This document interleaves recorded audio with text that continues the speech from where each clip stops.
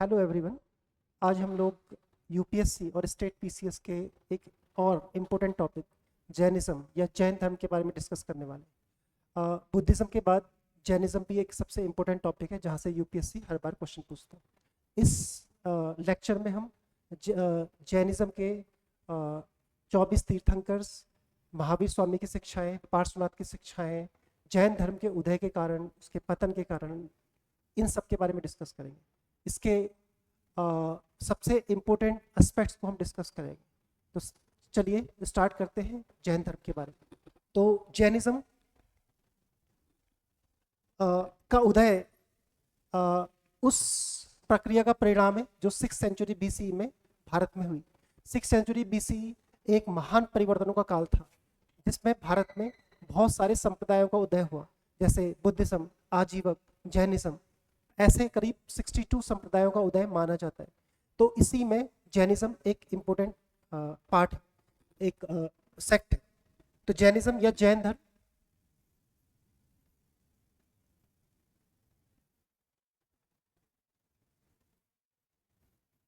जैन धर्म देखिए, जो जैन है ये शब्द, ये इस शब्द से निकला हुआ है, जिन से। और इसका मतलब होता है, जिन शब्द का अर्थ है, लिटरल मीनिंग है विजेता। कैसा विजेता? जिसने अपनी इंद्रियों पे विजय प्राप्त कर ली हो, जिसने अपनी इंद्रियों पर विजय प्राप्त कर ली हो, ऐसे व्यक्ति को जैन कहा जाता है, जिन कहा जाता है। और दूसरों पे विजय प्राप्त करना तो आसान है, लेकिन स्वयं की इंद्रियों पे विजय प्राप्त करना एक मुश्किल कार्य है। और इसी वजह से अगर हम जैन शब्द को देखें तो ये एक महान शब्द है जिसका अर्थ है कि आपने स्वयं पे विजय प्राप्त करके विश्व के कल्याण के लिए, समाज के कल्याण के लिए आपको कार्य करना। तो ये जैनिज्म, जो जैन शब्द था, ये इसकी उत्पत्ति। अब जैसे मैंने आपको बताया था कि 6th सेंचुरी बीसी भारत सहित पूरे विश्व में एक महान परिवर्तनों का काल था। इस काल में 6th सेंचुरी बीसी यानी 6ठी शताब्दी ईसा पूर्व, इसमें पूरे विश्व में बहुत बड़े परिवर्तन हुए। और उसका कारण था, अगर हम भारत की बात करें तो आयरन, क्योंकि आयरन ने बहुत सारे चेंजेस किए थे। आयरन के यूज की वजह से लोहे ने बहुत बड़े परिवर्तन कर दिए थे। अब जो इकोनॉमी थी वो कृषि पर आधारित थी, कृषि आधारित अर्थव्यवस्था, यानी कि इकोनॉमी बेस्ड ऑन एग्रीकल्चर। और एग्रीकल्चर की जो डिमांड थी, वो डिमांड थी अहिंसा, क्योंकि उस टाइम पे जो वैदिक धर्म था वो, उसमें बहुत सारी बुराइयां आ गई थी। जब भी कोई धर्म स्टार्ट होता है उसमें प्योरिटी होती है, लेकिन धीरे धीरे समाज में उसके अंदर बुराइयां आ जाती है। और बलि प्रथा एक बहुत बड़ी बुराई थी जो वैदिक धर्म में आ गई थी, और उसकी वजह से जानवरों को बलि दी जाती थी। इस वजह से अहिंसा, चाहे वो बौद्ध धर्म हो, चाहे वो आजीवक हो या जैनिज्म हो, अहिंसा। लेकिन अहिंसा की जो सबसे बड़ी व्याख्या की, जो चरम व्याख्या की, वो जैनिज्म में। अहिंसा, अहिंसा परमो धर्म, इसी कॉन्सेप्ट को बाद में महात्मा गांधी जी ने भी जो फ्रीडम स्ट्रगल था उसमें अपनाया था।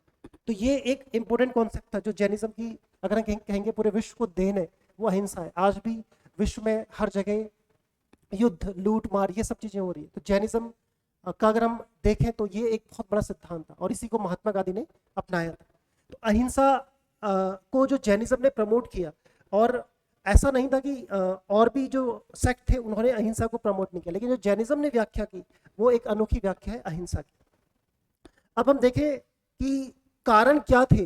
अगर हम देखें कि उदय के कारण, जैन धर्म के उदय के कारण, जैन धर्म के उदय के कारण,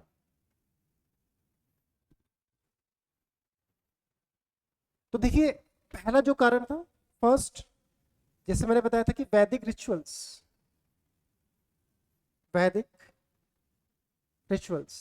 यानी कि वैदिक कर्मकांड, खासकर ये जो वैदिक कर्मकांड थी लेटर वैदिक पीरियड में, इसमें खासकर जैसे मैंने बताया बलि प्रथा, पहले यज्ञ होता था बट यज्ञ में बलि नहीं दी जाती थी, लेकिन धीरे धीरे बलि प्रथा, हिंसा हो रही थी। इस वजह से इनको अपोज करने के लिए वैदिक रिचुअल्स स्टार्ट, मतलब वैदिक जो रिचुअल्स को अपोज करने के लिए जैनिज्म ने इन सब चीज़ों को स्टार्ट किया। अब देखिए दूसरा जो बहुत बड़ा रीज़न था, अगर हम देखें इस टाइम का जैन धर्म के उदय के कारणों में, उस टाइम पे अगर आप देखोगे तो जो कास्ट सिस्टम था वो काफ़ी रिजिड हो गया था और अनइक्वलिटी थी, असमानता थी। तो अगर हम देखें सामाजिक असमानता, ब्राह्मण अपने आप को सर्वश्रेष्ठ समझते थे, सामाजिक असमानता, सोशल इनइक्वलिटी थी, सामाजिक असमानता, सोशल इनइक्वलिटी। हालांकि ऐसा नहीं कि भाई जैनिज्म ने वर्ण सिस्टम को अपोज किया, क्योंकि महावीर स्वामी के भी जो लेक्चर्स थे उसमें वो वर्ण व्यवस्था में, या जैसे अगर कह देते किसी व्यक्ति का जन्म अगर किसी शूद्र के रूप में हुआ है या किसी वैश्य के रूप में हुआ है तो वो उसके पूर्व जन्मों का परिणाम। इस तरीके से उन्होंने कभी भी वर्ण व्यवस्था को पूरी तरीके से चेंज नहीं, मतलब पूरी तरीके से उन्होंने उसका विरोध नहीं किया। परंतु अगर हम देखें जो उस टाइम पे अगर हम देखें तो बहुत ज़्यादा डिस्क्रिमिनेशन होता था और ब्राह्मण अपने आप को सर्वश्रेष्ठ समझते थे और मोक्ष के खुद को अधिकारी बनाते थे। इसलिए उसको चैलेंज करने के लिए और सोशल इक्वालिटी को इस्टेब्लिश करने के लिए जैनिज्म आए। इसलिए आप देखोगे जैनिज्म में महिलाएं या कोई भी कास्ट का व्यक्ति जैन धर्म को अपना सकता था और उसका मेंबर बन सकता था, उसका जिस तरीके से बुद्धिज्म में था।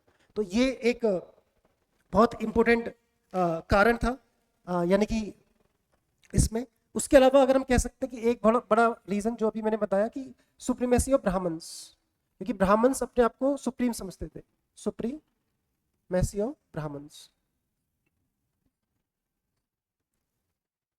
यानी कि ब्राह्मणों का वर्चस्व, ब्राह्मणों का वर्चस्व। तो ब्राह्मण स्वयं अपने आप को मोक्ष का अधिकारी समझते थे, किसी और वर्ण को मोक्ष का अधिकारी नहीं समझते थे। इसके अलावा बहुत सारी रिस्ट्रिक्शंस उसमें लगा दी गई थी सोसाइटी में, और एक टाइप से समाज में जो वैदिक धर्म था जो कर्म के आधार पे था, अब ये जन्म के आधार पे हो गया था, और उसको चैलेंज करने के लिए फिर जो जैनिज्म था वो आया। अगर आप देखेंगे तो जितने भी जैन तीर्थंकर है वो सारे के सारे क्षत्रिय हैं, क्योंकि क्षत्रिय ही चैलेंज कर सकते थे, क्योंकि वैश्य और शूद्र तो कमजोर थे। इस वजह से चाहे आप बुद्धिज्म में भगवान बुद्ध को देखें या फिर 24 तीर्थंकर को देखें तो वो सब क्षत्रिय हैं। तो क्षत्रियों के पास शक्ति थी, इसलिए उन्होंने उस चीज़ को चैलेंज किया। और ये जो सुप्रीमेसी ऑफ ब्राह्मण्स थी, अगर हम देखें तो स्टार्टिंग में नहीं था, क्योंकि स्टार्टिंग में मैंने बताया था कि जो वैदिक रिलीजन था वो कर्म के आधार पर था, बट बाद में क्या था, वैदिक जो रिलीजन था वो जन्म के आधार पे हो गया। इससे क्या था, सोसाइटी में बहुत सारी प्रॉब्लम आई। इसके अलावा अगर आप देखेंगे तो जो जैनिज्म या बुद्धिज्म के पॉपुलर होने के जो कारण थे, उस समय क्या था कि संस्कृत का बहुत ज़्यादा यूज होता था और कॉमन लोगों के संस्कृत समझ में नहीं आती थी। तो लेकिन संस्कृत का प्रयोग, तो संस्कृत एक टफ लैंग्वेज है, आम लोगों की भाषा नहीं थी। तो उस समय क्या था, जो ब्राह्मण्स होते थे वो संस्कृत का बहुत ज़्यादा यूज़ करते थे और आम लोगों को वो भाषा समझ में नहीं आती। इसलिए बुद्धिज्म और चाहे वो जैनिज्म हो, भगवान बुद्ध ने अपने जो प्रवचन थे पाली भाषा में दिए, महावीर स्वामी ने अपने जो प्रवचन थे वो अर्ध मार्ग दिया, यानी कि लोकल वही कॉमन की लैंग्वेज में दी। इससे लोगों ने उसको काफ़ी पसंद किया और लोग ज़्यादा से ज़्यादा उसके मेंबर बनने लगे। इसके अलावा अगर आप देखेंगे जो उस टाइम का कृषि अर्थव्यवस्था का उदय था, अभी मैंने आपको स्टार्टिंग में समझाया था कि 6th सेंचुरी BCE में जो अर्थव्यवस्था थी वो चेंज हो गई थी, इकोनॉमी पूरा का पूरा चेंज था। अब जो इकोनॉमी है वो एग्रीकल्चर बेस्ड है और लोहे के प्रयोग के कारण, जैसे लोहे के फाल हल की वजह से जो जुताई थी वो गहरी होने लगी, फसल का उत्पादन अच्छा होने लगा। इसलिए क्या था कि इकोनॉमी को सपोर्ट करने के लिए अहिंसा का सिद्धांत बहुत इंपॉर्टेंट था, क्योंकि उस समय जो वैदिक कर्मकांड थे उसमें पशुओं की बलि दी जाती थी और वो अच्छा नहीं था कृषि के लिए। इस वजह से अगर आप देखेंगे कृषि अर्थव्यवस्था का उदय हुआ और उसी कृषि अर्थव्यवस्था ने, हालांकि जैन धर्म में अगर आप देखोगे तो कृषि को भी वंचित किया गया था क्योंकि उसमें कहीं ना कहीं हिंसा थी। बट बाद में अगर आप देखेंगे तो धीरे धीरे जो जैन थे उन्होंने व्यापार को बढ़ावा दिया और वो नगरों में बसने लगे और उन्होंने व्यापार को इतना प्रमोट किया कि बहुत सारे नगरों में अगर आज भी आप देखेंगे तो जो जैन लोग हैं काफ़ी रिच कम्युनिटीज़ में आते हैं। तो इस तरीके से जैन लोगों ने व्यापार को प्रमोट किया, वाणिज्य को प्रमोट किया और जो कृषि अर्थव्यवस्था को कहीं ना कहीं इनडायरेक्टली सपोर्ट भी किया। हालांकि उन्होंने खुद कृषि नहीं की लेकिन अहिंसा के सिद्धांत से उन्होंने कृषि अर्थव्यवस्था को सपोर्ट किया। इस तरीके से हम देखते हैं कि ये जैन धर्म के उदय के कारण थे। अब देखिए जो जैन धर्म है वो अगर हम देखें तो कोई वो बुद्धिज्म से भी बहुत पुराना है। ऐसा कई बार जैनियों का मानना है कि वो सबसे पुराना धर्म है, लेकिन अक्सर हम मानते हैं कि ये सनातन धर्म का ही पार्ट। अगर हम सनातन धर्म की बात करें तो सनातन यानी कि जो आदिकालीन धर्म है, जो प्राचीन काल से चला आ रहा है, उसको वैदिक धर्म भी कह सकते हैं जो कि काफी पुराना है। तो सनातन धर्म किसको कहते हैं? जो 4 सिद्धांतों को मानेगा उसको हम सनातन बोलते हैं। तो शायद जैनिज्म भी इसी कैटेगरी का पार्ट। तो पहला जो आत्मा की अमरता पे बिलीव करता है कि जो आत्मा है वो अमर है, यानी कि सोल का इटरनल है, अमर है, वो कभी खत्म नहीं हो सकता। दूसरा वो कर्म के सिद्धांत को मानते हैं, कर्म के सिद्धांत को मानते हैं यानी कि थ्योरी ऑफ कर्म। तीसरा वो पुनर्जन्म के सिद्धांत को मानते हैं, सिद्धांत को मानते हैं। और चौथा वो ओम पर विश्वास करता है, ओम शब्द पर। और अगर हम जैन धर्म की बात करें तो वो चारों पे बिलीव करता है। अगर हम जैन कॉन्सेप्ट ये चारों पे ये बिलीव करता है तो कहीं ना कहीं जो सनातन धर्म है उसी का पार्ट। बट थोड़ा सा डिफरेंट है क्योंकि यहाँ पे ईश्वर की संकल्पना को स्वीकार नहीं किया गया था। हालांकि बाद में ईश्वर को भी माना गया, लेकिन उन्हें तीर्थंकरों से नीचे, तीर्थंकर जो 24 महान पुरुष है या ग्रेट व्यक्ति हैं जिनको आत्मज्ञान मिला था या कैवल्य मिला था, उन लोगों को बोला जाता है जैनिज्म में। तो उनसे नीचे ईश्वर को रखा जाता है। अगर आप जैन टेम्पल्स में जाओगे जिनको जिनालय बोला जाता है तो वहाँ पे भगवान की मूर्तियाँ होंगी, लेकिन उनको तीर्थंकर से नीचे दिखाया जाए। महावीर स्वामी ने तो हालांकि जो भगवान के अस्तित्व को नकार दिया था। तो इस तरीके से अगर हम देखें तो जैन धर्म काफ़ी प्राचीन धर्म है।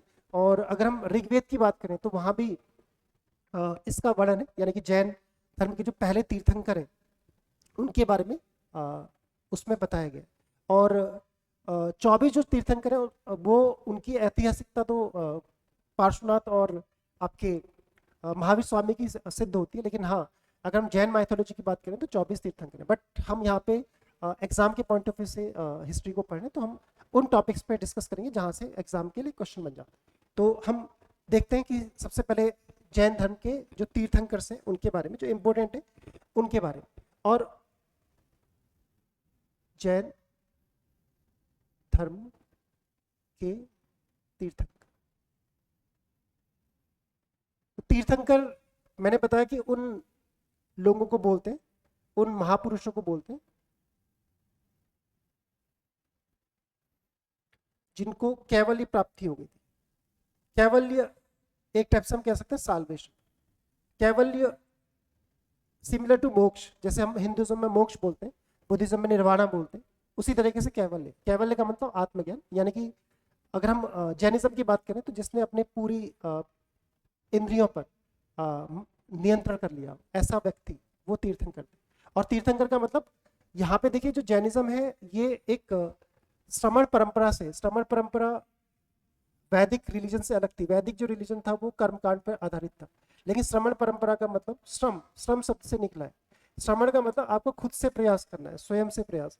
यहाँ पे कोई दूसरा आपके स्वयं से प्रयास, यानी कि जो भी आपको प्राप्त करना है। जैसे अगर हम वैदिक धर्म और जो श्रमण परंपरा में देखें, श्रमण परंपरा में बौद्ध धर्म भी आएगा, आजीवक भी आएंगे, और भी जो सेक्ट आएंगे वो श्रमण परंपरा में आएंगे।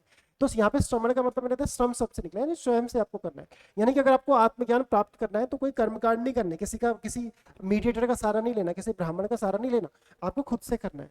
और यही बात भगवान बुद्ध ने भी कही थी, आत्मदीपो भव, अपने अपने आप से खुद करना। हालांकि बाद में वहां पे बोधिसत्व की संकल्पना आ गई थी, लेकिन यहाँ भी अगर हम तीर्थंकर की बात करें तो ये आपको कोई मोक्ष या कैवल्य नहीं देंगे, आपको बस ये पाथ देंगे, रास्ता देंगे जिस पर चलकर आपको क्या करना है, अपने आप से आत्मज्ञान को प्राप्त करना है। तो ये इसीलिए श्रमण परंपरा, श्रमण परंपरा के पाठ थे।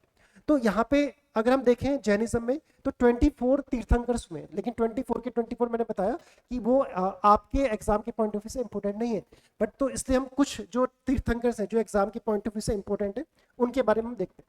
जैसे जो पहले तीर्थंकर हैं, फर्स्ट तीर्थंकर ऋषभ देव जी, ये इनको आदिनाथ भी बोला गया है, ये एग्जाम पॉइंट ऑफ व्यू से इंपॉर्टेंट है, ऋषभ देव जी, या इनको आदिनाथ भी बोला गया। तो ऋषभ देव जी, आदिनाथ, इनका उल्लेख ऋग्वेद में, ऋग्वेद में इनके बारे में बताया गया है। और पुराणों में,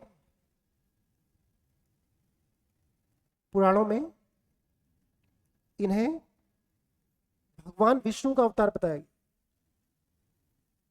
भगवान विष्णु का क्या बताया गया, अवतार बताया। क्योंकि हिंदुइज्म में आप देखोगे तो थ्योरी ऑफ इनकारनेशन यानी कि अवतारवाद का सिद्धांत, तो पुराणों में इन्हें भगवान विष्णु का ही एक अवतार के रूप में संज्ञा दी गई। लेकिन जो ऋषभ देव है, अगर इनकी बात करें तो ऋषभ देव एक्चुअल में एक चक्रवर्ती सम्राट थे, चक्रवर्ती सम्राट थे। ऐसा माना जाता है इन्होंने पूरी पृथ्वी पर विजय प्राप्त कर ली थी, एक क्षत्रिय शासक थे, क्षत्रिय थे, और उन्होंने पूरी पृथ्वी पर विजय प्राप्त कर ली थी। और पूरी पृथ्वी पर विजय प्राप्त करने के बाद एक बार इनको स्वर्ग में भगवान इंद्र ने इनवाइट किया और ये वहां गए।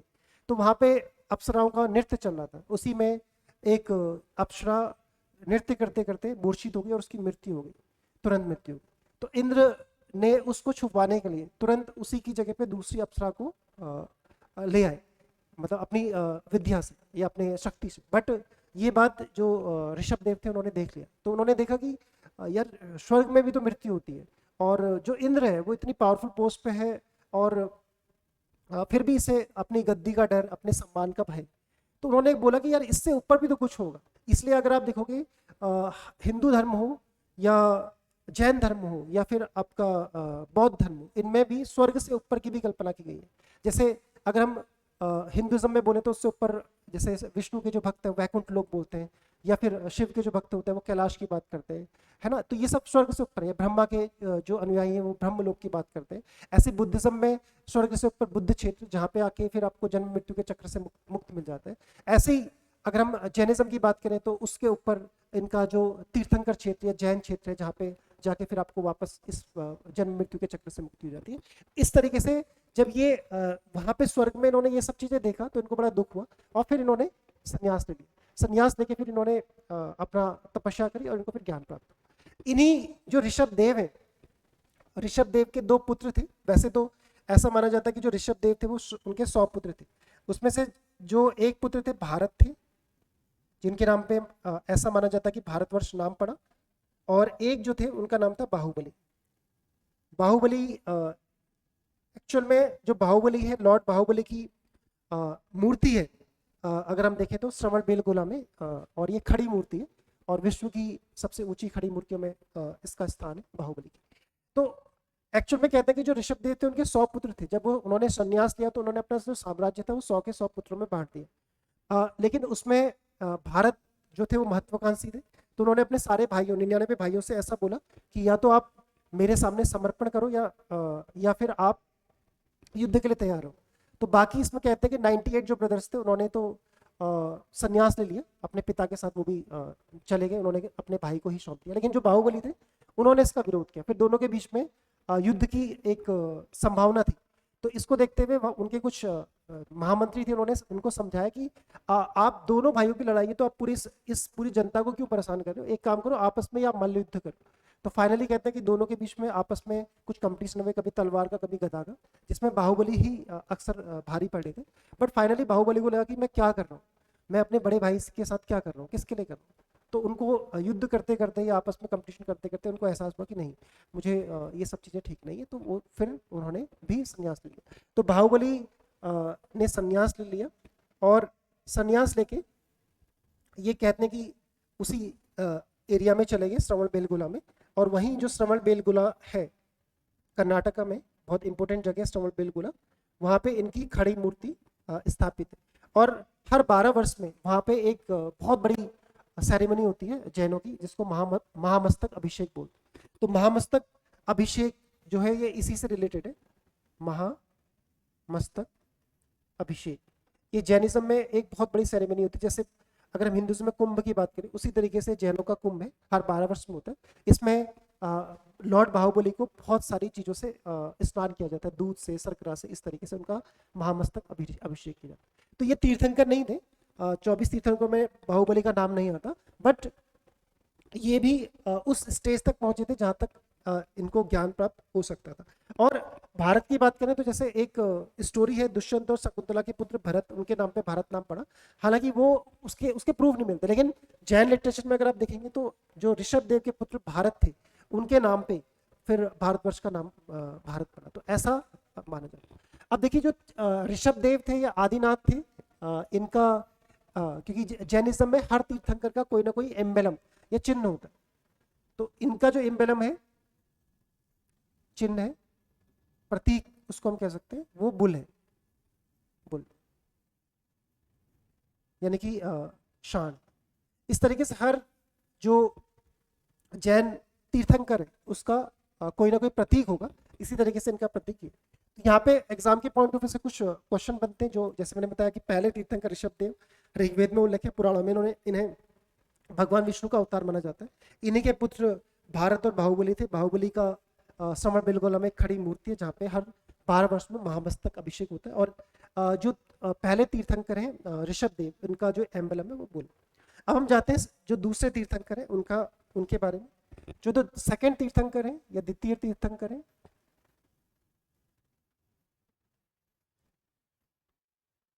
उनका नाम है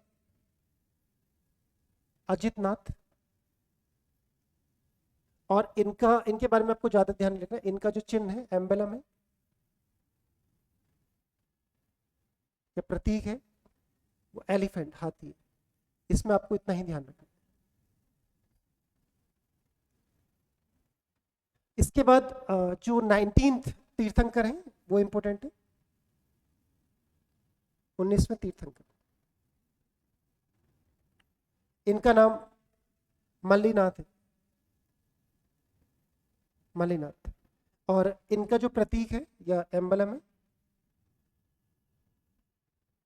एम्बलम या प्रतीक, वो कलश है। बट देखिए, मल्लीनाथ एक, अगर हम देखें जैनिज्म में, जैनिज्म बाद में पहली जैन काउंसिल के बाद 2 भागों में बट गया था। और एक सेक्ट था दिगंबर कहलाया, अब इसके बारे में हम आगे डिस्कस करेंगे। और दूसरा जो सेक्ट था वो आपका श्वेतांबर कहलाया। जो दिगंबर है वो नेक्ड रहते हैं, यानी कि नग्न रहते हैं, कोई कपड़े वगैरह धारण नहीं करते इनके साधु। बट जो श्वेतांबर वाले वो श्वेत वस्त्र धारण करते हैं। तो मल्लीनाथ के बारे में अगर हम बाद में जब दिगंबर और श्वेतांबर के बारे में देखेंगे, तो जो दिगंबर है इनके अनुसार जो मल्लीनाथ है ये पुरुष है, मेल है, पुरुष है। और इनके अनुसार, श्वेतांबर के अनुसार, ये महिला है। इनको यहाँ पे मल्ली देवी कहा जाता है,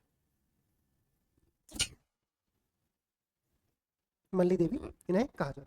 तो इस तरीके से अगर हम देखें तो जो अगर हम जैनिज्म की जब 2 सेक्ट के बीच में अंतर को देखेंगे, दिगंबर और श्वेतांबर के बीच में, तो वहां पे मेल और यानी कि मल्लीनाथ को मेल माना जाता है, और दिगंबर संप्रदाय में और श्वेतांबर में इनको महिला के रूप में इनको जाना जाता है। तो इस तरीके से अगर हम देखेंगे तो ये एक बहुत बड़ा अंतर था। उसके बाद हम जाते हैं 22वें तीर्थंकर जो है जैनिज्म के, 22वें तीर्थंकर। तो जो 22वें तीर्थंकर है उनका नाम है अरिस्टनेमी, अरिस्टनेमी।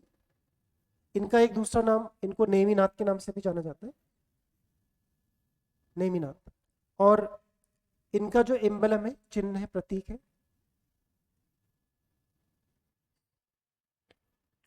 वो शंख है, शंख।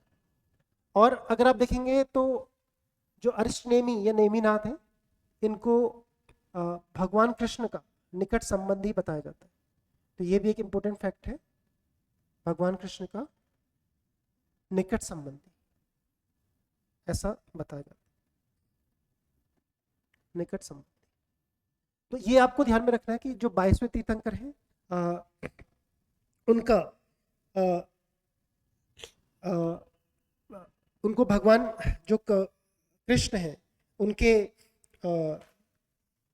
उनके निकट संबंधी के रूप में, यानी कि उनके रिश्तेदार के रूप में उनको माना जाता है। इसके अलावा जैसे मैंने बताया था कि ऋग्वेद, जो ऋग्वेद है उसमें दोनों का उल्लेख है। ऋग्वेद में जैसे अभी मैंने आपको बताया था कि पहले तीर्थंकर का भी उल्लेख है और इनका भी उल्लेख है। तो जो पहले तीर्थंकर थे, पहले फर्स्ट तीर्थंकर, और जो ये 22वें तीर्थंकर है, 22वें तीर्थंकर, इन दोनों का उल्लेख ऋग्वेद में किया गया है। पहले तीर्थंकर यानी कि ऋषभदेव, ऋषभदेव, और 22वें जो तीर्थंकर है वो आपके अरिष्टनेमी या नेमिनाथ, इनका भी उल्लेख है। अब देखिए, ये जो पहले या पहले से लेके जितने भी 22वें तीर्थंकर तक हैं, उन सबका अगर हम देखें तो उनके हमें ज़्यादा प्रूफ या ज़्यादा सोर्स नहीं मिल पाते, थोड़ा बहुत उनके बारे में जानकारी मिल जाती।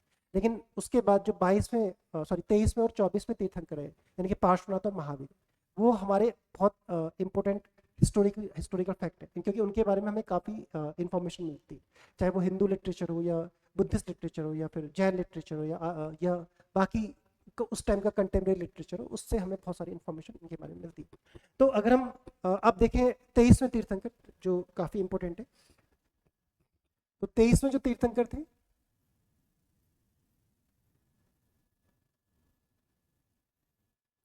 इनका नाम था पार्श्वनाथ।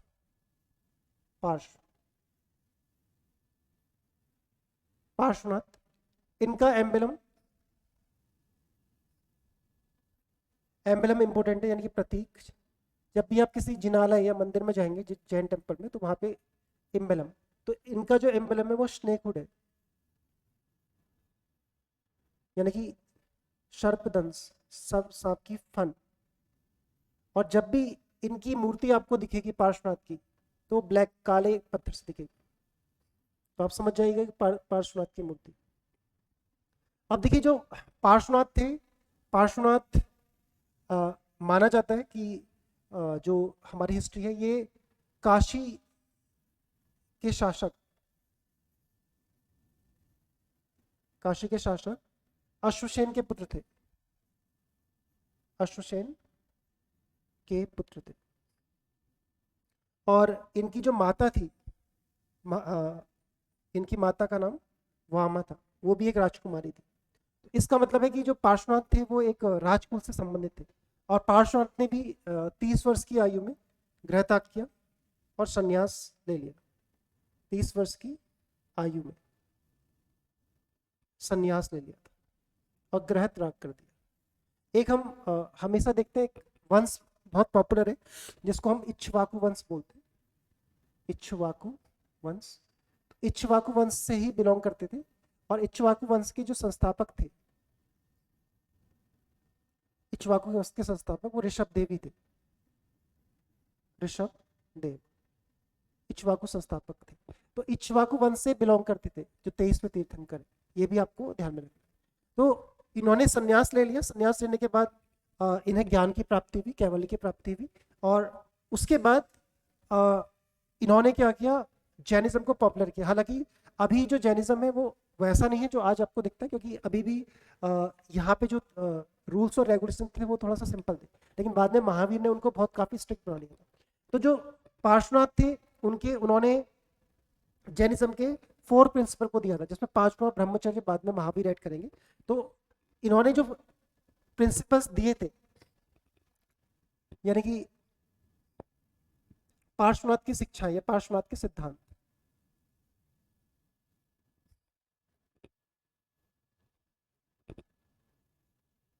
पार्श्वनाथ नाथ की शिक्षाएं। तो इन्होंने 4 शिक्षाएं दी थी, टीचिंग्स या प्रिंसिपल्स ऑफ पार्श्वनाथ।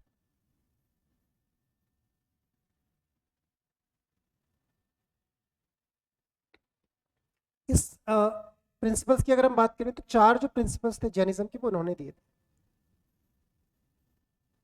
और उसी को बाद में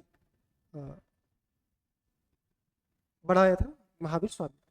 तो यहाँ पे क्या था, अहिंसा, अहिंसा का सिद्धांत, लेकिन एक्सट्रीम लेवल तक नहीं था। अहिंसा, सत्य, अस्तेय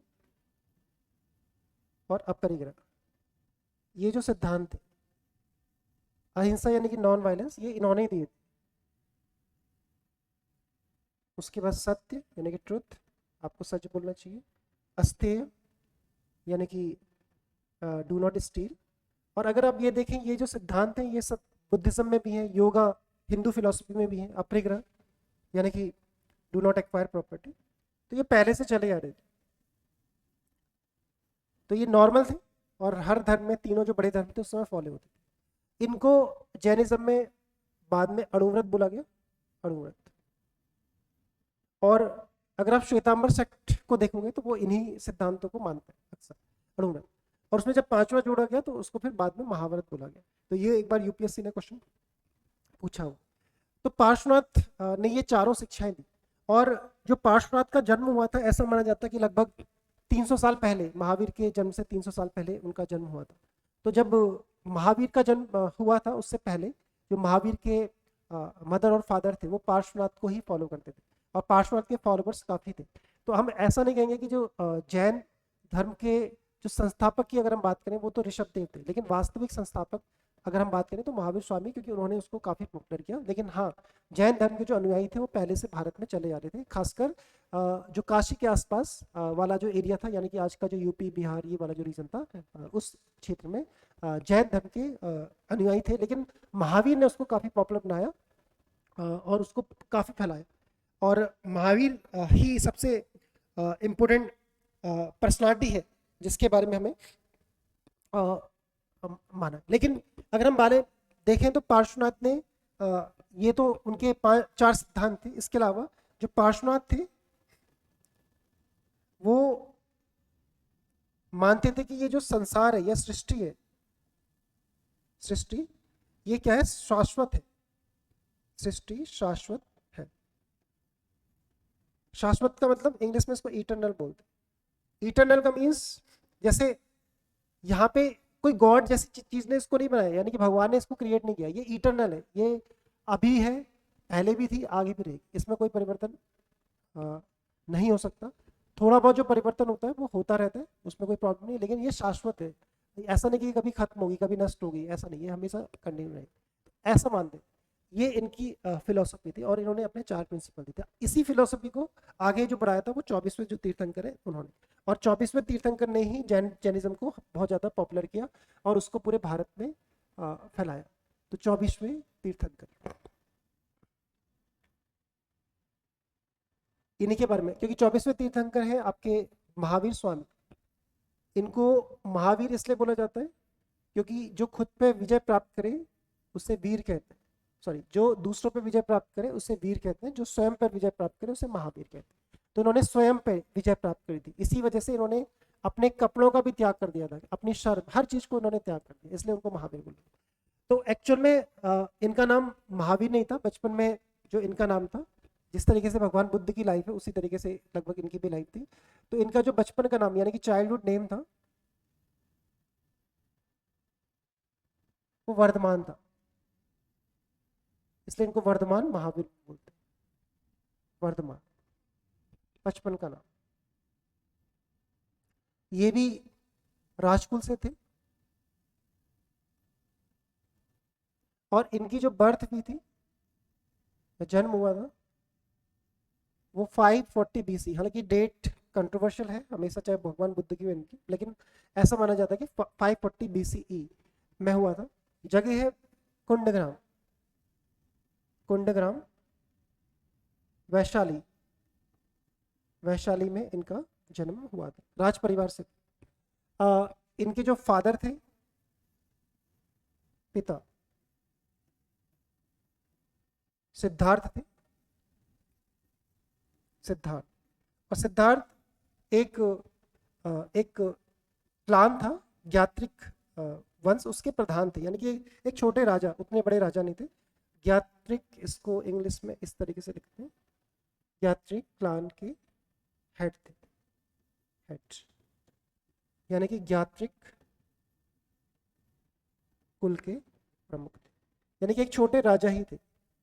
और इनकी जो मदर थी वो भी राज परिवार से आती थी, मदर, माता, उनका नाम त्रिशला था। ये सब फैक्ट एग्जाम के लिए इंपॉर्टेंट है।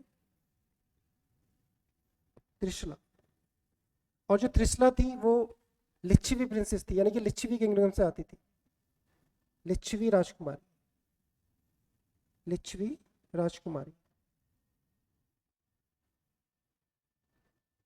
लिच्छवी राजकुमारी थी। और तीसरा जो थी वो लिच्छवी प्रमुख या शासक चेटक की बहन थी, चेटक की बहन थी, यानी कि इनका चेटक की बहन थी, यानी कि एक अच्छे, क्योंकि लिच्छवी एक बहुत बड़ा एक पावरफुल संघ था, उसके प्रमुख थे चेटक, उनकी बहन थी। और जो चेटक की पुत्री की शादी, इनकी जो पुत्री थी उसकी शादी, उनका विवाह किससे हुआ था? उनका विवाह बिंबिसार से हुआ था, जो मगध के शासक थे। इसका मतलब है कि इन सबके आपस में रिलेशन थे, आपस में संबंधी थे, यानी कि लिच्छवी प्रमुख चेटक कई बार कंटेम्परेरी भी आ जाता है। तो भगवान महावीर के कंटेम्परेरी चेटक थे जो लिच्छवी प्रमुख थे, और बिंबिसार भी, क्योंकि चेटक की जो पुत्री थी उसकी शादी बिंबिसार से हुई थी, और इनकी माँ जो लिच्छवी प्रमुख है उनकी बहन थी, यानी कि त्रिशला थी। इस तरीके से आपस में संबंधी है। ये कई बार इस तरीके से क्वेश्चन भी पूछ लिए जाते हैं। अब देखिए जिस तरीके से बुद्धा की लाइफ थी उसी तरीके से महावीर की भी लाइफ थी। लाइफ इनकी अच्छी चली, लेकिन हमेशा इनको जो संसार के दुखों से इन्हें हमेशा खुशी नहीं मिलती थी, और ये भी इन्हें भी लगता था कि मुझे परम शांति चाहिए। बट इनके पिता ने इनकी भी शादी कराई, और इनकी पत्नी का नाम था यशोदा, वो भी एक राजकुमारी थी, और इससे इनको एक पुत्री हुई। जैसे भगवान बुद्ध को पुत्र की प्राप्ति हुई थी, इनको पुत्री हुई, और उसका नाम अड़ोजा भी मिलता है अगर हम देखें जैन लिटरेचर में, और कई जगह पे उसका नाम प्रियदर्शना भी मिलता है, प्रियदर्शना।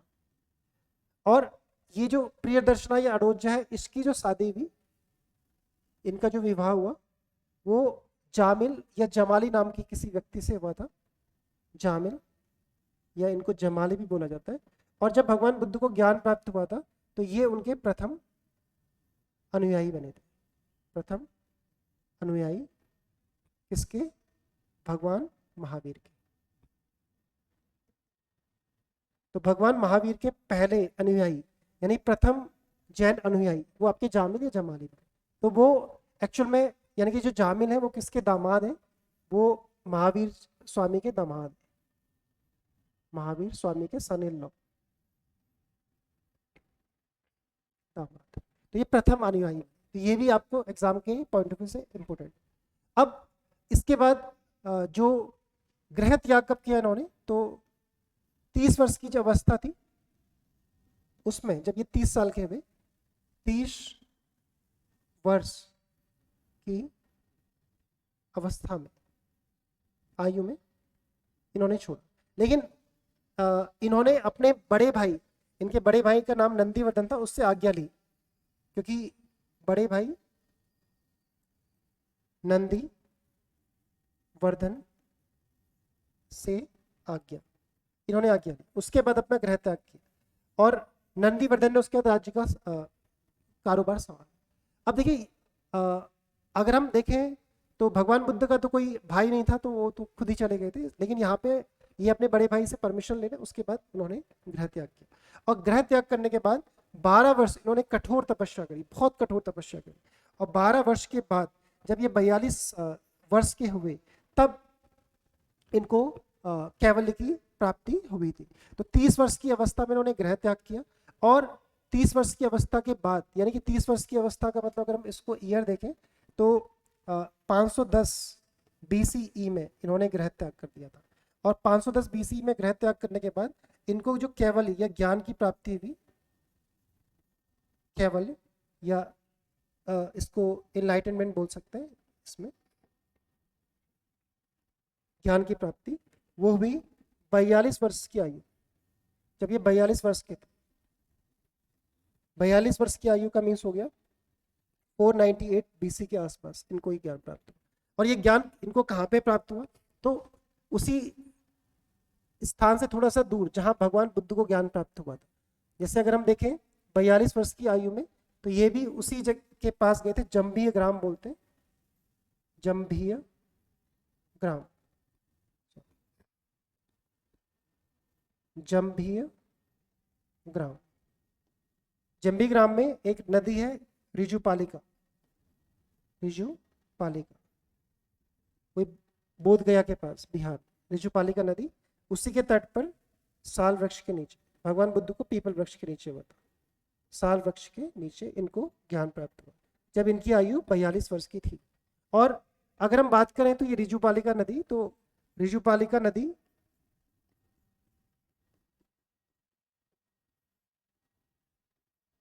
और निरंजना नदी, ये दोनों आसपास ही बहती हैं।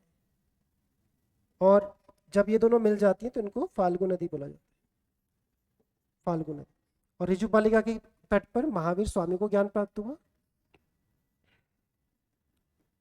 और निरंजना नदी के किनारे किसको हुआ था? भगवान बुद्ध को। ये एग्जाम के पॉइंट तो दोनों आसपास का इलाका है, इसलिए अगर हम देखें बोध गया, वो मैंने बताया भी था बुद्धिस्ट वाले लेक्चर में कि वो तीनों धर्म के लिए इम्पोर्टेंट है। वो जैनिज्म के लिए भी है, बुद्धिज्म के लिए भी है, और वहाँ विष्णुपाद टेम्पल भी ऐसा माना जाता है, भगवान विष्णु के चरण वहाँ पे हैं, और वहाँ पे जाके जो पितृ होते हैं उनको मुक्ति मिल जाती है। तो इस तरीके से ये इनको कैवल्य प्राप्त हुआ। उसके बाद ये अगले 30 सालों का लगातार प्रवचन देते रहे, मगध, वैशाली, इन सारे क्षेत्रों में इन्होंने गए और इनके बहुत सारे अनुयायी बनते गए। बट इनका जो अंत हुआ वो यानी कि जिनको इनकी मृत्यु हुई, ये निर्वाण उसको हम कह सकते हैं, वो हुआ 468 BCE। और ये कहाँ पे हुआ? तो ये पावापुरी।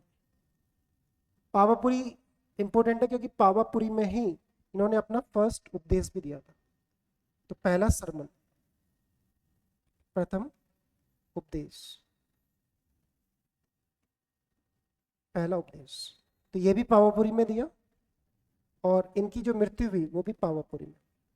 तो पावापुरी मल्ल की दूसरी राजधानी थी, कैपिटल ऑफ मल्ल महाजनपद, मल्ल महाजनपद की राजधानी, मल्ल महाजनपद की राजधानी थी। अगर हम देखें जो पावापुरी है वो या मल्ल महाजनपद, ये इंपॉर्टेंट है क्योंकि मल्ल की 2 कैपिटल थी, कुशीनगर, एक कैपिटल कुशीनगर थी या कुशीनारा भी बोलते थे उसे, और दूसरी थी पावापुर। तो जो कुशीनगर है उसमें भगवान बुद्ध की मृत्यु हुई थी, भगवान बुद्ध की मृत्यु यहाँ हुई, और भगवान महावीर की मृत्यु यहाँ हुई। तो इससे हम देखेंगे कि चाहे वो बोध गया हो, आसपास ही दोनों को ज्ञान प्राप्त हुआ, दोनों की मृत्यु भी लगभग आसपास ही। और पहला उपदेश इन्होंने पावापुरी में दी। अब देखिए इसके बाद जब हम भगवान बुद्ध की बात करें तो भगवान महावीर ने पहले उपदेश के बाद इन्होंने भी अपने संघ की स्थापना करी। और इसमें क्या था कि जैन संघ, और सभी को इन्होंने इनवाइट किया, ऐसा नहीं थी इसमें सिर्फ पुरुष होते थे। और जैन संघ की हम बात करें तो यहाँ पे एक तो भिक्षु होते थे, भिक्षुणियाँ होती थी, इन भिक्षुणियों को आर्यिका बोला जाता, आर्यिका। और उसके अलावा श्रावक और श्राविका, तो 4 ग्रुप में इनको विभाजित किया गया था। ये लोग ब्रह्मचर्य का पालन करते थे और बाकी लोग ये जो 4 नियम थे उनका पालन करते थे, जिनको हम अणुव्रत कहते हैं। अभी इसका मैं डिफरेंस बताऊंगा। तो इस तरीके से उन्होंने 4 भागों में बांट दिया। और भिक्षुणी की बात करें तो पहली जो प्रथम भिक्षुणी थी, ये भी कई बार एग्जाम में पूछ लिया जाता है, प्रथम भिक्षुणी या फर्स्ट आरिका, या आरिका, वो थी चंदना। इनको चंदालिका भी बोला जाता है, चंदना या चंदालिका। तो चंदालिका की स्टोरी है कि ये किसी एक शासक की ही पुत्री थी, लेकिन युद्ध में इनके पिता हार गए तो ये इसको बंदी बना लिया गया। फिर इसके बाद इसको किसी एक सेठ को बेच दिया गया, और उस सेठ की जो वाइफ थी वो उसके साथ बड़ा मिसबिहेव करती थी। फाइनली ये इस जैन महावीर के संपर्क में, और फिर इन्होंने हमेशा के लिए जैनिज्म को अपना लिया। तो इस तरीके से ये पहली आरिका बनी, और उसके बाद इन्होंने जैनिज्म के प्रमोशन में काफ़ी वो की। तो इस तरीके से ये जैन संघ की स्थापना हुई। प्रथम जो आरिका थी वो चंदना हुई, और प्रथम जो भिक्षु बने वो भी मैंने पीछे बताया था, वो जामिल थे, जो इनके दामाद थे। जामिल या जमाली भी बोलते, जो इनके दामाद थे, सनेन। इस तरीके से जैन संघ की स्थापना हुई, और ये जैन जो धर्म था वो फैलता गया, फैलता गया, फैलता गया। अब जैसे अगर हम देखें तो जैन धर्म में अगर हम देखें तो भगवान महावीर ने जब अपना उपदेश दिया तो उनकी जो शिक्षाएं थी उसमें उन्होंने क्या क्या बताया। जैसे कि अगर हम देखें तो जैन धर्म में आत्मा को बहुत ज्यादा इंपॉर्टेंस दी गई है। आत्मा, आत्मा यानी कि सोल। इन्होंने आत्मा की जो पवित्रता है उस पर काफी बात की। तो इन्होंने बताया कि जब अगर हम देखें किसी जो बच्चा है उसका जब जन्म होता है तो उसकी जो सोल होती है वो बहुत प्योर होती है, बट उस सोल में क्या होता है, धीरे धीरे बुरे विचार, ये जो बुरे विचार है ये आपकी आत्मा को अपवित्र करते हैं। जैसे अगर हम बुद्धिज्म में देखें इच्छाएं, तो ऐसे यहाँ पे क्या है, जो बुरे विचार है, तो वो जो बुरे विचार है वो आपकी जो आत्मा होती है उसको क्या कर देते हैं, अपवित्र कर देते हैं। वैसे आपकी जो आत्मा है वो प्योर होती है, और जब आपकी आत्मा अपवित्र हो जाती है तो फिर आप क्या होते हो, एक जन्म और मृत्यु के चक्र में, या जन्म और पुनर्जन्म के चक्र में चलते रहते हैं। जन्म और पुनर्जन्म, इस चक्र में आप लगातार घूमते रहते हैं। और इन बुरे विचारों को अगर आपको प्राप्त करना है, मतलब बुरे विचारों को अगर आपने दूर करना है और आत्मा को अपने प्योर करना है, तो इन बुरे विचारों को अगर आपने दूर करना है,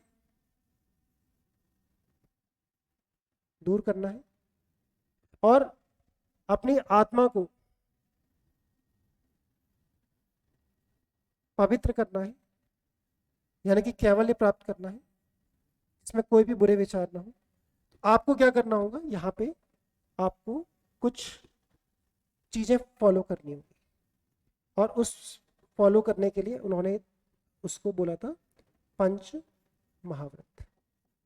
इन पंच महाव्रत को जब आप फॉलो करोगे तो फिर आप क्या होगे, इस जन्म और मृत्यु के चक्र से हमेशा के लिए मुक्त हो जाओगे। तो यहाँ पे आप देखिएगा बुरे विचार यानी कि जो इविल थॉट्स, यही जन्म और पुनर्जन्म का कारण है। जैसे बुद्धिज्म में बुरे इच्छाएं थी, अगर आप के अंदर बुरे विचार, घृणा, क्रोध, ईर्ष्या, द्वेष, ये सब है, तो आप हमेशा जन्म के मृत्यु के चक्र में घूमते हो। क्योंकि जब आपके अंदर ये सब चीजें होंगी तो आप हिंसा करोगे, और हिंसा करोगे तो नॉर्मल सी बात है, फिर आप हमेशा के लिए इस जन्म मृत्यु के चक्र से मैं घूमते रहो। तो ये था। अब पंच महाव्रत के हैं जो इन्होंने दिए। तो पंच महाव्रत, उसमें से 4 तो ऑलरेडी दिए हैं और वही था, लेकिन यहाँ पे इन्होंने इसको एक्सट्रीम लेवल पे लेके गए महावीर स्वामी। तो महावीर स्वामी ने इसको एक्सट्रीम लेवल तक लेके गए। जैसे अहिंसा, अहिंसा। दूसरा अपरिग्रह, सत्य, अस्तेय, और फिर ब्रह्मचर्य। ये 5वां इन्होंने जोड़ा, ब्रह्मचर्य। लेकिन यहाँ पे अगर आप देखेंगे तो यहाँ पे जो डिफरेंस है वो ये है कि ये एक्सट्रीम लेवल तक है, बहुत ओवर, एक्सट्रीम लेवल, अति। अहिंसा का मतलब यहाँ पे अगर आप देखोगे तो आपको, जैसे बुद्धिज्म में अगर आप अहिंसा की बात करें तो वो थोड़ा सा सॉफ्ट है, लेकिन यहाँ पे अहिंसा का मतलब होगा कि एक्सट्रीम लेवल तक, यानी कि आपको किसी भी रूप में किसी की भी हिंसा नहीं करनी। तो यानी कि आप अहिंसा की अगर बात करें तो यहाँ पे इसी वजह से अगर आप देखेंगे तो जो जैनी लोग थे उन्होंने कृषि को भी छोड़ दिया, क्योंकि कृषि में भी कीड़े मकोड़े मरते थे। यानी कि जो जैनी थे उन्होंने क्या कर दिया, कृषि का भी त्याग कर दिया, क्योंकि उसमें भी क्या होता था, कीड़े मकोड़ों की मृत्यु होती। पानी भी ये लोग छान के पीते थे जिससे कि कोई कीड़ा ना मर जाए। तो और जब चलते भी थे तो फिर ध्यान रखते थे कि कोई कीड़ा या मर, इसलिए उन्होंने व्यापार को अपना तो एक्सट्रीम लेवल तक ले गए थे। लेकिन यही जो अहिंसा की अवधारणा थी कि इसको महात्मा गांधी ने भी लिया था, महात्मा गांधी। तो जैनिज्म की जो अहिंसा की अवधारणा है इसमें इसे लिखा गया अहिंसा परमो धर्म, अहिंसा परमो धर्म। सबसे बड़ा जो धर्म है वो अहिंसा है। अहिंसा का मतलब ऐसा नहीं कि महात्मा गांधी ने इसको बहुत अच्छे से एक्सप्लेन किया हुआ है अपनी बुक्स में, अपनी फिलोसफी में। मानसिक हिंसा, मानसिक हिंसा भी नहीं होनी चाहिए, किसी को दुख देना ये सब भी हिंसा का प्रकार है। सिर्फ ऐसा नहीं कि आप किसी जानवर को मार रहे हो, अगर आप उसको किसी को प्रताड़ित कर रहे हो तो वो भी हिंसा। और आज की दुनिया में जब हर जगह पे अगर आप देखें युद्ध अशांति ये सब कुछ है, तो ये एक फिलोसफी बहुत अच्छी है अहिंसा की। दूसरा उन्होंने अपरिग्रह, अपरिग्रह, अपरिग्रह का मतलब ये बहुत अच्छी फिलोसफी आज के युग के हिसाब से। और अपरिग्रह का मतलब है कि आपको कोई प्रॉपर्टी, आवश्यकता से अधिक संपत्ति एक्वायर नहीं करनी। उन्होंने तो हालांकि सब कुछ त्याग दिया था, संपत्ति नहीं। और इसी पे गांधी जी ने अपना फेमस सिद्धांत दिया था, ट्रस्टीशिप, ट्रस्टीशिप का सिद्धांत, थ्योरी ऑफ ट्रस्टीशिप, ये गांधी जी की है। और अगर हम समाजवाद भी देखें तो कहीं ना कहीं वो यहीं से आया, चाहे कार्ल मार्क्स, कार्ल मार्क्स का जो कम्युनिज्म है, समाजवाद, वो भी कहीं ना कहीं इसी से आया। क्योंकि अगर हम अपरिग्रह की बात करें तो आपको जितनी आपकी जरूरत है उससे ज्यादा, इसलिए गांधी जी ने बोला कि आपके पास अगर जो भी धन है, जो भी संपत्ति है, आप उसके मालिक नहीं हो, आप सिर्फ उसके ट्रस्टी हो। और आपका काम है कि इसका प्रयोग आप लोगों के भले के लिए करो। ऐसे ही मार्क्स ने भी आवश्यकता से जो अधिक प्रॉपर्टी थी उसको क्रिटिसाइज किया। तो जैनिज्म ने हजारों साल पहले इस चीज की बात की, क्योंकि अगर किसी व्यक्ति के पास बहुत ज्यादा धन हो जाएगा, वो मालिक हो जाएगा, अपने आप को मालिक समझेगा, तो कहीं ना कहीं वो पाप के उसमें कर्म में लिप्त हो जाएगा। अगर वो आपको सिर्फ ट्रस्टी समझेगा तो वो लोगों के कल्याण के लिए काम करेगा। तो इस तरीके से गांधी जी का जो ट्रस्टीशिप का सिद्धांत है वो अपरिग्रह पर आधारित है। हालांकि यहाँ पे अगर आप देखें तो जो महावीर स्वामी थे उसको बहुत एक्सट्रीम लेवल पे ले गए और उन्होंने क्या कर दिया, कपड़ों का भी त्याग कर दिया और वो नेक्ड हो गए। उन्होंने, उनका मानना था कि ये जो कपड़े हैं ना, ये भी क्या है, एक टाइप से आपके संपत्ति है। जब आप कपड़े पहनेंगे तो आपको उससे मोह हो जाएगा, इसलिए आप इसका भी त्याग करते हो। इसलिए उन्होंने अपने कपड़े त्याग। इसके अलावा अगर हम देखें सत्य, सत्य का मतलब ट्रुथ, आपको सच बोलना। और यहाँ पे भी जो जैनिज्म था वो एक्सट्रीम लेवल पे ले गया। यहाँ पे एक इन्होंने जो कॉन्सेप्ट दिया उसको शादवाद बोलते हैं, शाद, सप्तभंगी प्रिंसिपल। तो उन्होंने बोला कि एक जो भी चीज होती है या कोई भी अगर हम बात कहते हैं तो वो ऐसा नहीं कि पूर्णतः सत्य होती, उसके अलग अलग रूप होते हैं। कोई उसको सत्य मानेगा, कोई उसको असत्य मानेगा, कोई कहेगा कि ये है या नहीं है। तो जैसे फॉर एग्जाम्पल मैं आपसे बोलूँ ये पेन है, तो आप कैसे मानेंगे ये पेन है, जब ये लिखेगा तभी तो पेन है, जब नहीं लिखेगा तो ये प्लास्टिक। तो इसका मतलब है कि है नहीं है, ऐसे करके उन्होंने 7 कॉन्सेप्ट। तो सच यानी कि हर, और आज की दुनिया में जो जैसे खासकर सोशल मीडिया वगैरह की दुनिया में ये बहुत इंपॉर्टेंट कॉन्सेप्ट है। क्योंकि अगर हम किसी भी चीज़ को, हम वीडियो को देखते हैं उसको सच मान लेते हैं, लेकिन हम जब तक उसकी पूर्णतः उसके बारे में बात ना कर लें तो या उसकी उसकी परख ना कर लें तब तक हम उसको सच ना मानें। और यही बात भगवान बुद्ध ने भी अपने शिष्य को बोली थी कि जब मैं तुमसे कोई भी बात कहूँ तो आप उसको सच मत मानो, जब तक तुम उसको उसका प्रूफ ना करो। तो यही यहाँ पे भी सत्य की बात की है, इसी से शादवाद का प्रिंसिपल आया। इसके अलावा अस्तेय, अस्तेय का मतलब चोरी ना करना, चोरी ना करना।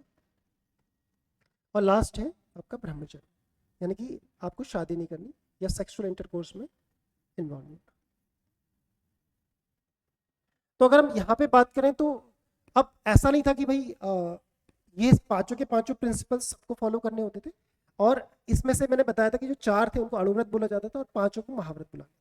इसमें अगर आप देखेंगे तो जो जैन धर्म की ये जो महाव्रत जो शिक्षाएं हैं इनको 2 पार्ट्स में डिवाइड करते हैं। एक को जो पहले से चले आ रहे थे अणुव्रत जो 4 है, और फिर 5 को क्या बोला गया, महाव्रत। इसलिए उनको पंच महाव्रत बोला। तो जो अणुव्रत है, अणुव्रत में ये सत्य, अहिंसा, अस्तेय और अपरिग्रह, और इसमें पांचवा भी जोड़ा महावीर स्वामी, सत्य, अहिंसा, अपरिग्रह, अस्तेय, और पांचवा जो जोड़ा उन्होंने ब्रह्मचर्य को जोड़ा। तो जो अणुव्रत है ये फॉलो करने किससे होते थे? ये गृहस्थ जो होते थे, जो गृहस्थ हाउस होल्डर्स, यानी कि जो परिवार में रहते थे, जिनको मैंने अभी बोला श्रावक, उनको श्रावक या श्राविकाएं बोलते थे, जो गृहस्थ हाउस होल्डर्स थे, हाउस होल्डर्स।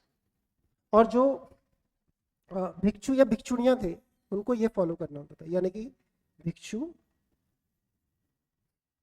और आरेका या भिक्षुणियां जिनको बोलते हैं उनको ये फॉलो करना होता पंच।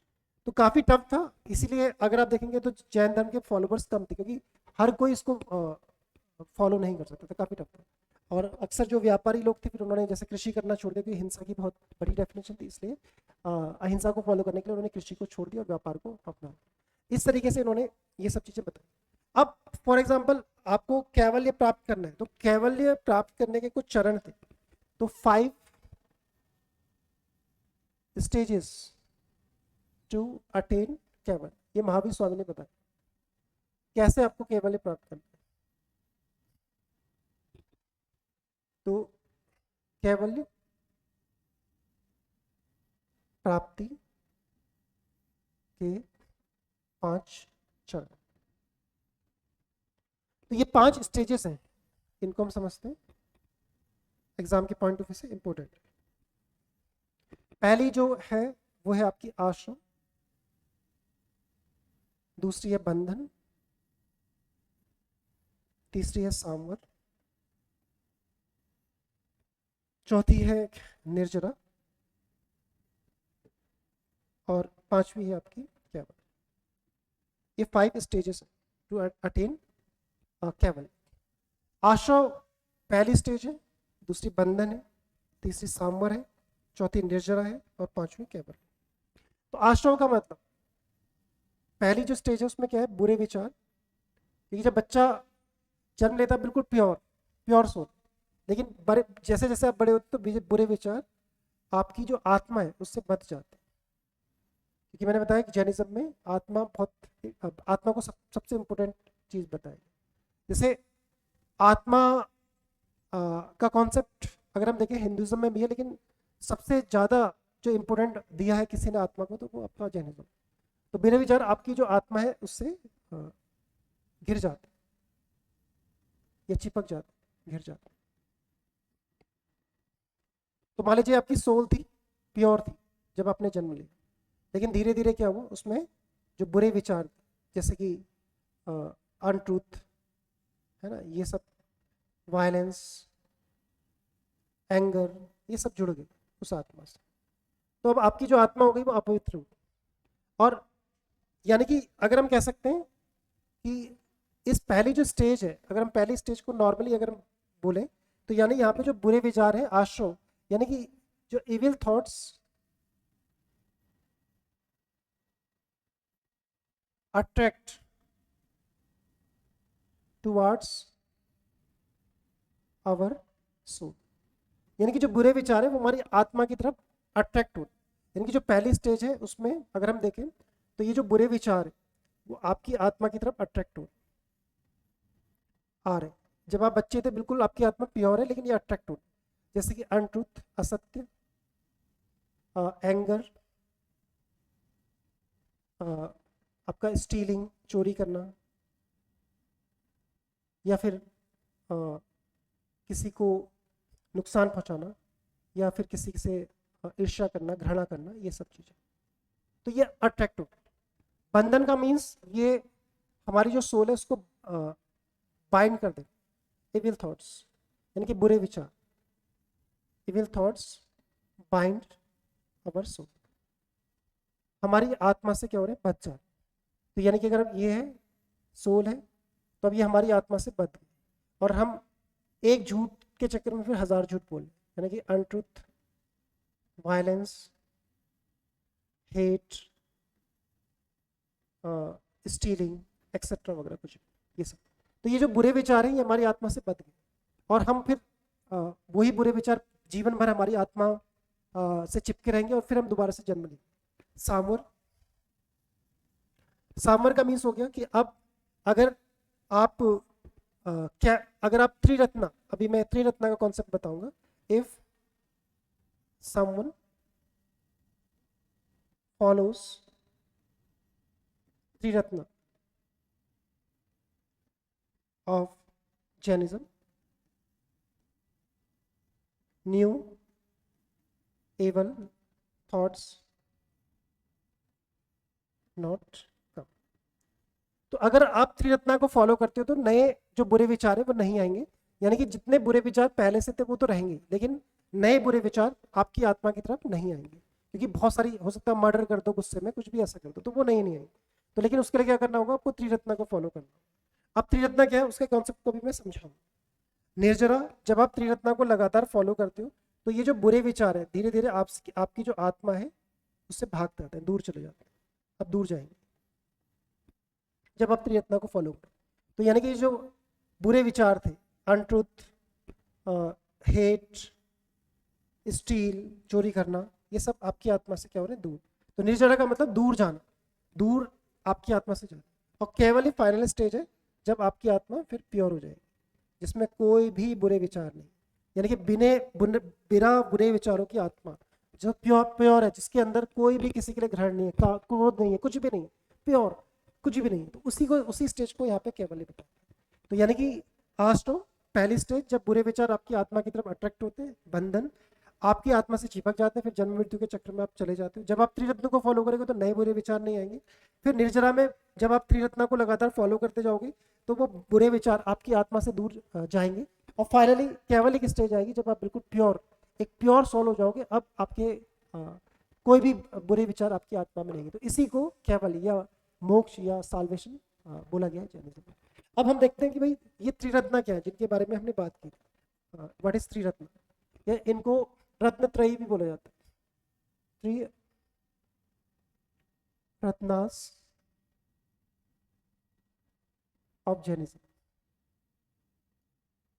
यानी इनको रत्न त्रया भी बोला जाता है, 3 रत्न। तो ये क्या है, तो ये 3 है, इनको आपको फॉलो करना। Right faith, right knowledge, right action. तो यानी कि सम्यक विश्वास,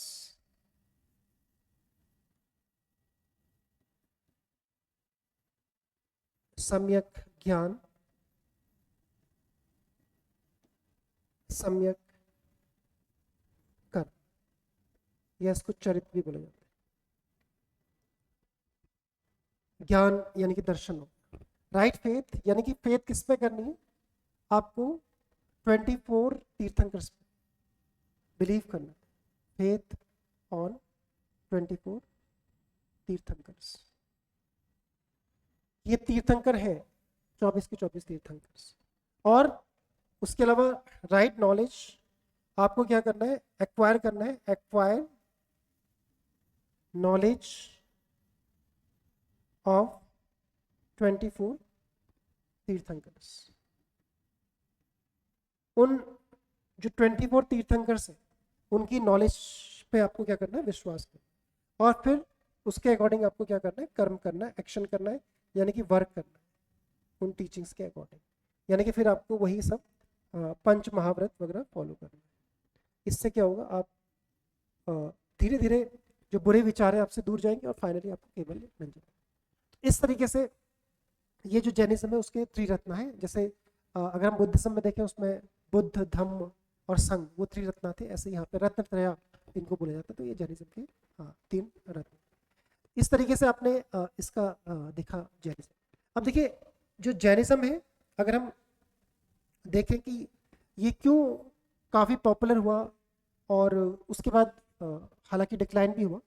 और तो हम पहले देखते हैं कि इसके प्रसिद्ध होने के कारण क्या थे, क्यों ये फैला, क्यों इसका फैलाव हुआ। तो spread of Jainism, spread of Jainism, Jain धर्म का प्रसार। तो अगर हम जैन धर्म का प्रसार देखें तो इसके बहुत सारे कारण थे। पहला अगर हम देखें तो पर्सनालिटी ऑफ महावीर स्वामी,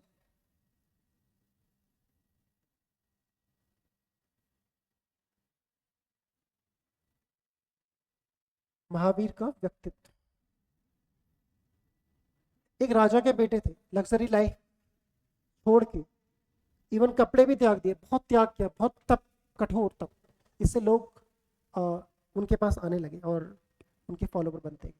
तो पहला कारण इनकी पर्सनालिटी। दूसरा इक्वेलिटी, जैसे मैंने बताया कि समानता की बात की थी। समानता यानी कोई भी संघ का मेंबर बन सकता है। हालांकि मैंने बताया था कि महावीर ने वर्ण सिस्टम को क्रिटिसाइज नहीं किया। उनका मानना था कि अगर कोई निम्न वर्ण में जन्म ले रहा है तो उसने पूर्व जन्म में बुरे कर्म किए होंगे। यानी कि पुनर्जन्म के सिद्धांत को उन्होंने स्वीकार किया और कर्म के सिद्धांत को माना कि आप बुरे कर्म करोगे पिछले जन्म में भी तो उसका परिणाम आपको बुरा होगा। लेकिन फिर भी जो जैन धर्म, जो जैन संघ के दरवाजे थे वो सभी के लिए खुले थे, कोई भी उसका मेंबर बन जाता था। और जब वो उसका सदस्य बन जाता था तो वहाँ पे हर कोई बराबर था, चाहे वो किसी कास्ट से भी आता हो। इस वजह से ये काफ़ी लोगों के बीच में पॉपुलर हो गया। इसके अलावा अगर हम देखें तो अहिंसा का जो सिद्धांत दिया था, नॉन वायलेंस का, ये काफ़ी अच्छा था उस टाइम के हिसाब से। और क्योंकि उस समय एग्रीकल्चर इकोनॉमी थी, यानी कि कृषि अर्थव्यवस्था थी, उसके हिसाब से ये अच्छा था। और जो वैश्य थे, वैश्यों ने इसको अपनाया, क्योंकि वैश्य व्यापारी थे, धीरे धीरे उनके पास इनकम आ चुकी थी, पैसा आ चुका था, तो उन्होंने इसको काफ़ी प्रमोट किया। इसके अलावा अगर हम जैनिज्म की बात करें तो इसके फैलाव में कुछ जो शासक थे, रूलर्स थे, उनका भी बहुत बड़ा योगदान है। उन शासकों ने इसको फैलाया। इन शासकों में अगर हम बात करें तो ऐसा माना जाता है जैनिज्म के हिसाब से कि जो बुद्ध के, सॉरी, महावीर के समकालीन थे, जैसे कि बिंबिसार, इन सब लोगों ने भी फैलाया। इसके अलावा अजात शत्रु, जैन लिटरेचर के अकॉर्डिंग उदयन, उदयन के बारे में तो ये बोला जाता है कि ये तो बिल्कुल जैन ही हो चुका था, जैन धर्म को इसने स्वीकार कर लिया था। और इसके अलावा हम बात करें तो चंद्रगुप्त मौर्य, चंद्रगुप्त मौर्य ने भी ऐसा माना जाता है कि अपनी लास्ट स्टेज में जैन धर्म को स्वीकार कर लिया था। और जैन धर्म को स्वीकार करके वो उसने एक जैन पद्धति है संलेखना, उससे प्राण भी त्याग दिए थे। उसके बाद के काल में अगर हम देखें तो एक कलिंग नरेश खारवेल थे, उन्होंने भी काफ़ी जैनिज्म को प्रमोट किया। तो ये खारवेल थे, कलिंग नरेश। इस तरीके से राजाओं का संरक्षण भी मिला और जैन धर्म पूरे भारत में धीरे धीरे फैलता गया। एक कारण अगर हम और देखें तो इसके जैन धर्म की पॉपुलैरिटी में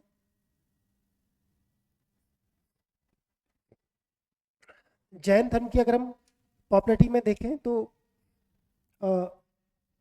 इन्होंने जो भाषा थी उस भाषा को अगर हम देखें तो आसान भाषा का यूज़ किया, यानी कि प्राकृत भाषा को यूज़ किया, जो उस समय कॉमन पीपल की भाषा थी।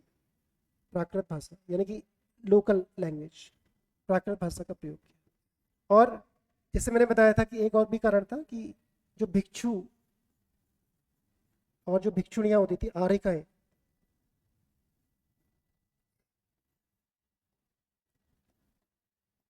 भिक्षुणियाँ, भिक्षुणियों का साधारण जीवन, बहुत सिंपल लाइफ जीते थे, बहुत हार्ड लाइफ जीते थे, इससे लोग उनकी तरफ अट्रैक्ट हुए। इससे क्या था कि जो जैनिज्म था वो काफ़ी पॉपुलर हो गया। हालांकि उतना पॉपुलर नहीं जितना बुद्धिज्म था, बट फिर भी काफ़ी पॉपुलर था।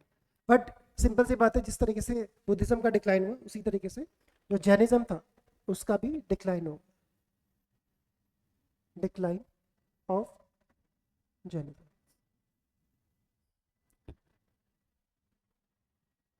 पतन के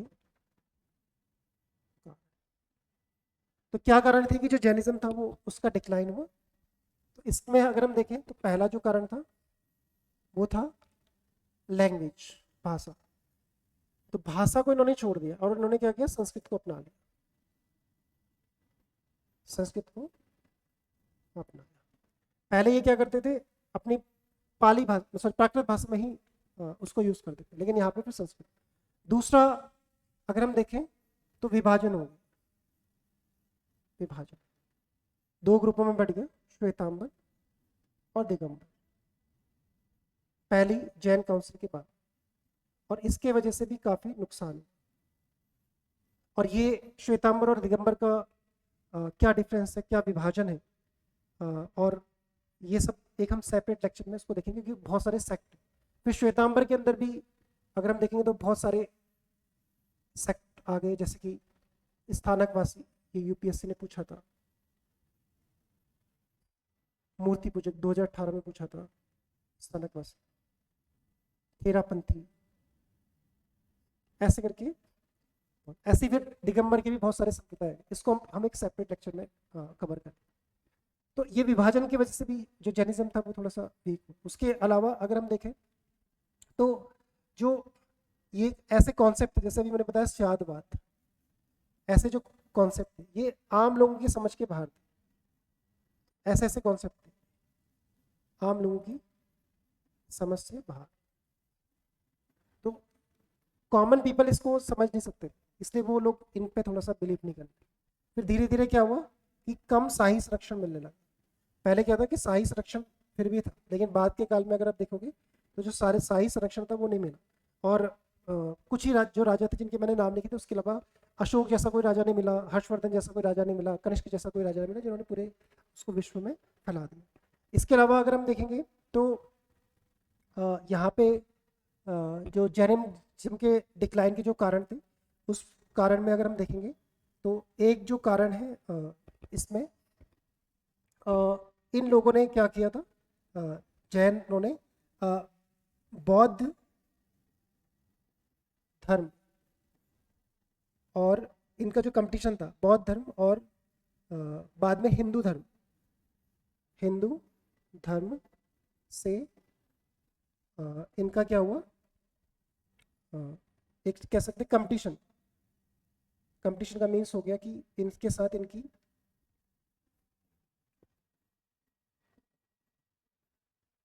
तो कंपटीशन होगा बौद्ध धर्म और हिंदू धर्म से कंपटीशन, जिसमें अगर हम देखेंगे तो बौद्ध धर्म और हिंदू धर्म काफी आगे निकल जाएंगे, क्योंकि यहाँ पे ज्यादा एक्सट्रीमिटी नहीं थी, यहाँ पे बहुत ज्यादा एक्सट्रीमिटी थी।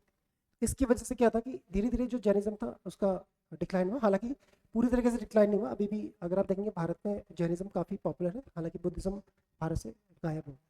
इस तरीके से अगर हम देखें तो ये इसके पतन के कारण में था। अगर हम जैनिज्म को देखें तो जैनिज्म आज भी पूरे भारत में काफ़ी पॉपुलर है। और अगर हम भारत की कम्युनिटीज़ के बारे में बात करें तो जैन काफ़ी पढ़े लिखे और एक वेल रिच्ड कम्युनिटी है और देश के आर्थिक विकास में इनका काफ़ी बड़ा योगदान।